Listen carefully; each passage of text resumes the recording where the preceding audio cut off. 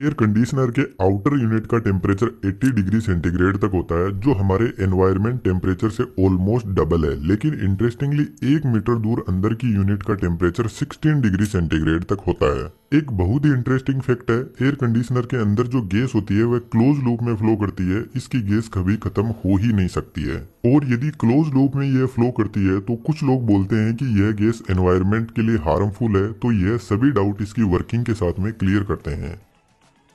Air conditioner की कोई ज्यादा कॉम्प्लेक्स इंजीनियरिंग नहीं होती है, स्टार्टिंग होती है कंप्रेसर से। एयर कंडीशनर का हार्ट यही डिवाइस होता है, और इस कंप्रेसर के अंदर आज के मॉडर्न टाइम के अकॉर्डिंग एक एनवायरनमेंट फ्रेंडली गैस भरी जाती है, जिसको R32 बोलते हैं। इस गैस को रेफ्रिजरेंट भी बोल सकते हैं। जब कंप्रेसर इस गैस को कंप्रेस करेगा तो इसका प्रेशर बढ़ने लगेगा, जिसकी वजह से टेम्परेचर भी बढ़ने लग जाएगा। और जब गैस कंप्रेसर से बाहर निकलेगी तो इसका टेम्परेचर होगा 80 डिग्री सेंटीग्रेड। अब इस हाई टेम्परेचर को हमें थोड़ा ठंडा करने की जरूरत है, तो रेफ्रिजरेंट पहुंचता है कंडेंसर कोयल के पास में। आज के टाइम में एसी के ऊपर 100% कॉपर कोयल लिखा रहता है, तो कंपनी इसी कोयल की बात कर रही होती है, क्योंकि कॉपर कोयल की हीट एक्सचेंज क्वालिटी बहुत शानदार होती है, तो ये गर्म और ठंडी बहुत जल्दी हो जाती है। इन इतनी लंबी कोयल से जब रेफ्रिजरेंट फ्लो करेगा तो ठंडा होने लगेगा, और इस कोयल से हीट को जल्दी बाहर निकालने के लिए एक फैन भी लगा रहता है। जब रेफ्रिजरेंट कोयल से बाहर निकलेगा तो इसका टेम्परेचर 50 डिग्री सेंटीग्रेड तक पहुंच जाएगा। लेकिन कंडेंसिंग कोयल के पास में जो गैस कंप्रेसर से मिल रही थी उसको यह लिक्विड में बदल देगा।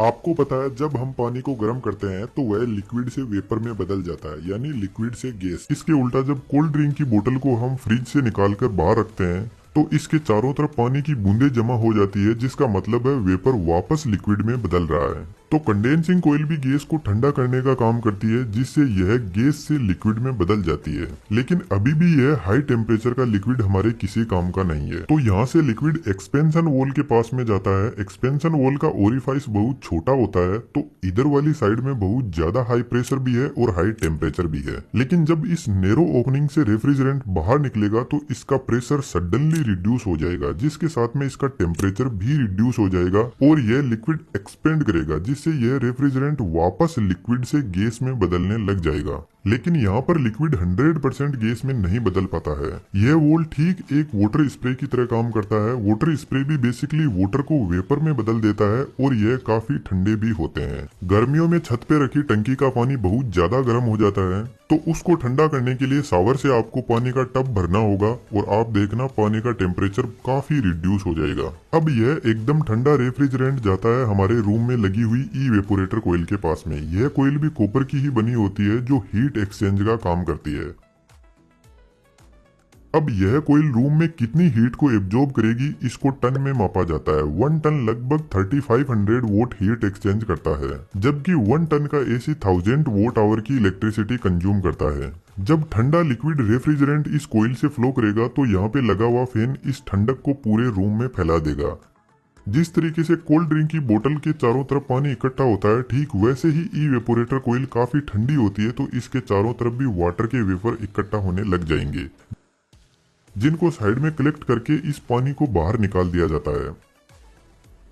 इसी फंडे को यूज में लेकर बारिश के मौसम में बहुत ज्यादा नमी हो जाती है, तो एयर कंडीशनर रूम के अंदर की नमी को भी सोख कर बाहर निकाल देते हैं। कोयल रूम को तो ठंडा कर रही है, लेकिन रूम की जो गर्मी है उससे इसमें फ्लो हो रहा रेफ्रिजरेंट धीरे धीरे वापस गर्म होने लगता है। और अभी मैंने आपको बताया कि एक्सपेंशन वो लिक्विड रेफ्रिजरेंट को 100% वेपर में नहीं बदल पाता है, तो रूम के अंदर जो गर्मी है उससे रेफ्रिजरेंट वेपर में बदलने लग जाता है। लेकिन जब रूम ठंडा हो जाता है तो यह कोयल भी इस रेफ्रिजरेंट को पूरा वेपर में नहीं बदल पाती है। अब इवेपोरेटर कोयल से यह मिक्स्ड लिक्विड और वेपर पहुंचता है कंप्रेसर के पास में, और जैसा कि इस डिवाइस का नाम ही कंप्रेसर है, तो इतना तो हम दिमाग लगा सकते हैं कि सिर्फ गैस को ही कंप्रेस किया जा सकता है, लिक्विड कंप्रेस नहीं होता है। और बाई चांस ये लिक्विड कंप्रेसर में पहुंच गया तो कंप्रेसर ब्लास्ट कर जाएगा, और ब्लास्ट नहीं हुआ तो कंप्रेसर के अंदर capacitor start single phase induction motor लगी रहती है, वह जल जाएगी लिक्विड से। तो हमें कंप्रेसर को सेफ रखना बहुत ज्यादा जरूरी है। तो एक्चुअल में एक्सपेंशन वॉल कुछ इस टाइप का होता है और ये जस्ट इवेपोरेटर कोयल के पास में लगा रहता है। इसमें नीचे से हाई टेम्परेचर और प्रेशर वाला लिक्विड आ रहा है और जब यह इस नैरो एरिया से पास करेगा तो वेपर में बदल जाएगा। एक्सपेंशन वॉल बेसिकली यहाँ पर जो ओपनिंग है उसको कंट्रोल करता है। यदि यह रेफ्रिजरेंट को बहुत कम एरिया से पास करवाएगा तो कुछ ही रेफ्रिजरेंट वेपर में बदल पाएगा, जिससे इवेपोरेटर कोयल कम ठंडी होगी। और जितना ज्यादा रेफ्रिजरेंट यहां से पास होगा उतना ही रूम टेम्परेचर डाउन होता जाएगा। वॉल में ऊपर की तरफ एक डायफ्राम लगा रहता है और यही डायफ्राम इस रोड के थ्रू यहां से फ्लो हो रहे रेफ्रिजरेंट को कंट्रोल करता है। और इस डायफ्राम को कंट्रोल करने के लिए कुछ एक हीट सेंसिंग डिवाइस इवेपोरेटर कोयल के बाहर की तरफ एग्जिट पर लगी रहती है। इसमें एक लिक्विड होता है जो काफी हीट सेंसिटिव होता है और इस हीट सेंसिंग डिवाइस के लगाते ही एक्सपेंशन वॉल का नाम बदलकर हो जाता है थर्मल एक्सपेंशन वॉल। मान के चलते हैं आपने एसी को 16 डिग्री सेंटीग्रेड पर सेट कर रखा है। जैसे ही रूम का टेम्परेचर 18 डिग्री सेंटीग्रेड पर पहुंचेगा तो इस हीट सेंसिंग डिवाइस में जो लिक्विड है वह गर्म होकर वेपर में बदलेगा और डायफ्राम के ऊपर फोर्स लगाएगा, जिससे ज्यादा रेफ्रिजरेंट पास होगा और कोयल ज्यादा ठंडी होगी। कोयल ज्यादा ठंडी होगी तो रूम की हीट को ज्यादा एब्जॉर्ब करने लगेगी और इस हीट से कोयल के अंदर जो पूरा रेफ्रिजरेंट है वह वेपर में बदलने लग जाएगा और हमारा कंप्रेसर एकदम सेफ रहेगा।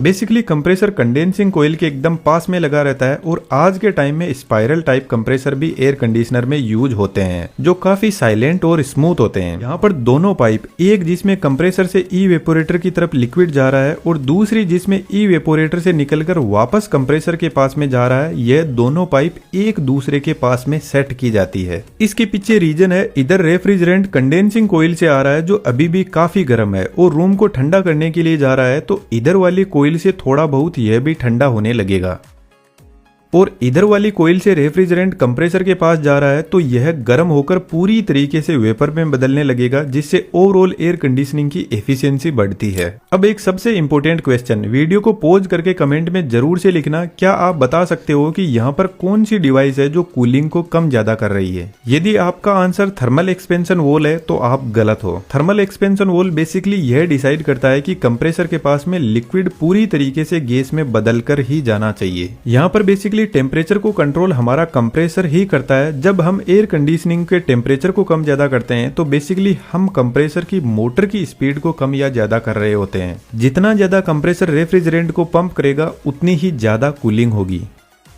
तो यहाँ पर आपने देखा पूरा का पूरा सिस्टम एक क्लोज लूप में काम कर रहा है, गैस कहीं से लीक होती ही नहीं है। तो एयर कंडीशनिंग की गैस खत्म हो जाए कोई चांस ही नहीं है जब तक इसमें कोई लीकेज ना हो। तो पुराने जमाने के एयर कंडीशनिंग में लीकेज की वजह से यह एनवायरनमेंट और हमारे दोनों के लिए ही खतरनाक है।